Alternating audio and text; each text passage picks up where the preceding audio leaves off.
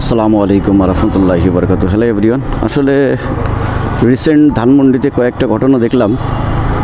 সেটার মধ্যে একটা হচ্ছে এই অটোরিকশাগুলো সিটি কর্পোরেশন মেবি ধরছে এবং এটাকে ডাম্পিং করতেছে। আসলে ডাম্পিং না করে কি করবে বলেন?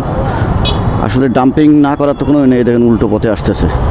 এদের স্বভাবের কারণেই আপনার ডাম্পিং করতেছে। আর একটা মানে এদের রাস্তা সোজা সবটাই চলার এই যে আর একটা দেখেন আপনি বের হবেন কী করে? এই যে এত বড় রাস্তা, তারপরেও মনে করেন যে এই যে ডান দিক দিয়ে চলতেছে, উল্টো পথে চলা।